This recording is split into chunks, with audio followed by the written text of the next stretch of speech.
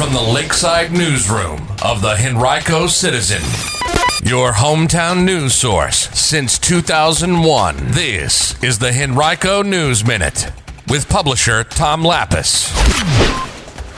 A community tries to put together the pieces after a shocking tragedy claims the life of a Henrico teenager on Friday. We'll have details in today's Henrico News Minute for Monday, March 29th, 2021.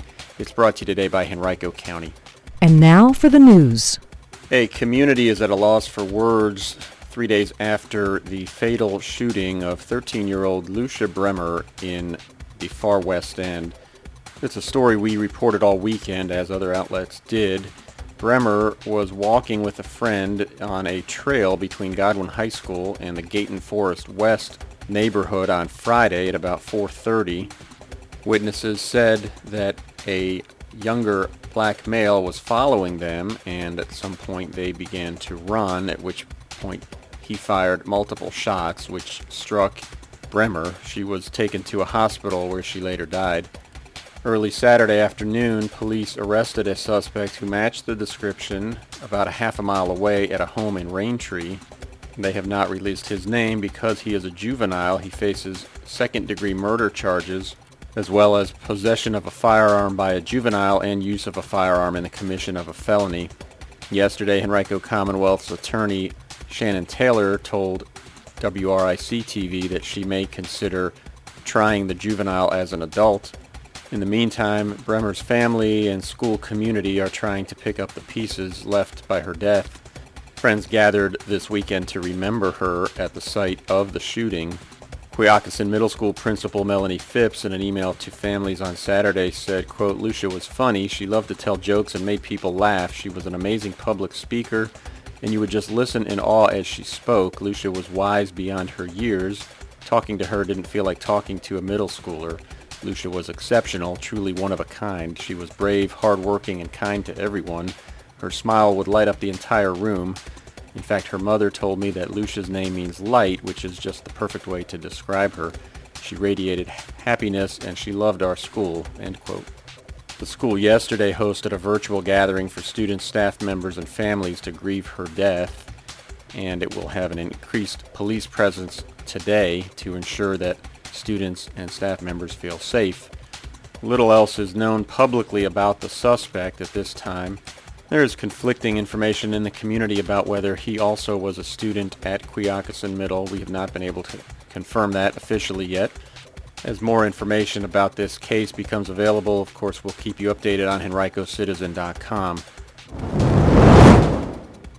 Switching gears, this should be a very good week for those who want to be vaccinated against COVID-19. More than 22,000 people in Henrico and Richmond will receive their first or only vaccine doses this week. That is the highest single-week total for the Richmond and Henrico health districts so far. And it comes thanks to the announcement Friday that the districts will receive 10,000 doses of the single-dose Johnson & Johnson vaccine for use this week. That's more than 1/5 of the total of 49,000 J&J doses being allocated to the state. In addition, the districts will receive more than 12,000 first doses of Pfizer and Moderna vaccines, in addition to thousands of second doses of each. Now, this will be the second time the RHHD has been able to offer the J&J vaccine. Virginia received its first batch the first week of March, then none during the next few weeks while the company ramped up production efforts. Of those 10,000 coming to the districts this week, about 8,000 of them will be used at mass vaccination events at the Raceway, and 500 at smaller events, and 1,500 will be sent to partner pharmacies, health systems, and a rehab facility.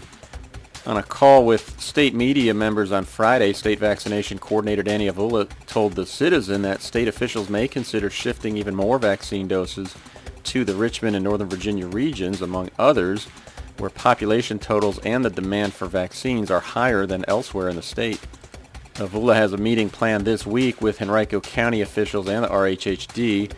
One discussion topic could be whether the county or city want a private contractor to take over mass vaccinations at either the Richmond Raceway or the Arthur Ashe Center.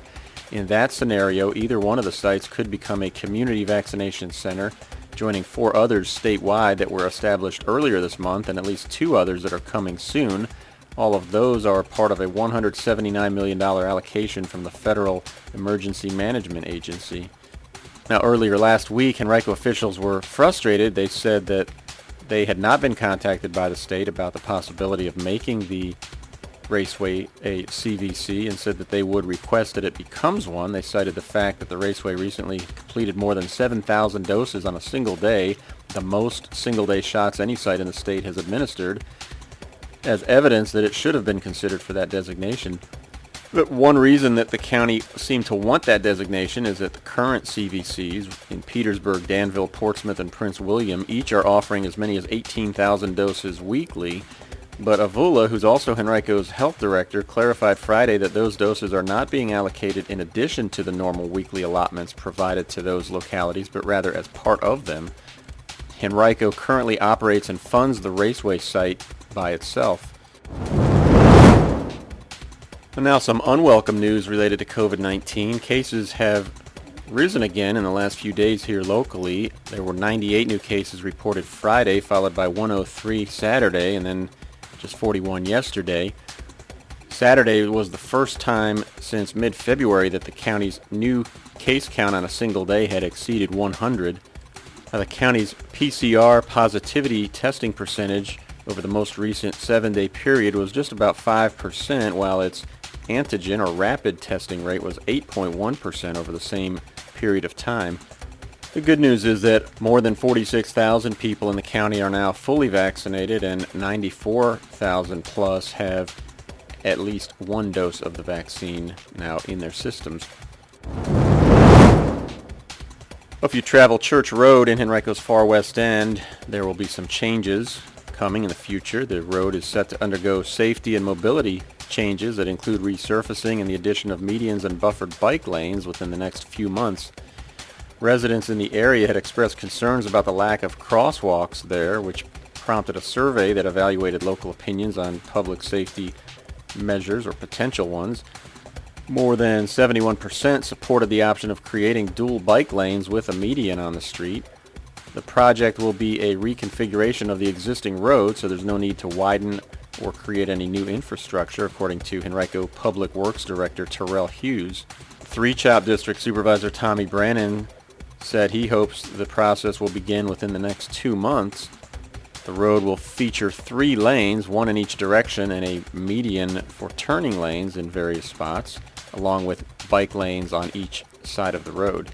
You can read more about these plans at henricocitizen.com by clicking on News and then Government. A big honor for a Henrico teenager. The Virginia 4-H recently honored 4 of its members through its 4-H Youth in Action program at the virtual Evening with 4-H conference.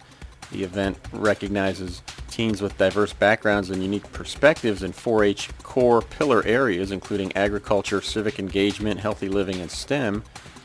Henrico teen Parisa Ashar was named the overall Youth in Action Award winner in addition to receiving the award for STEM. She'll receive additional opportunities to be a spokesperson for Virginia 4-H.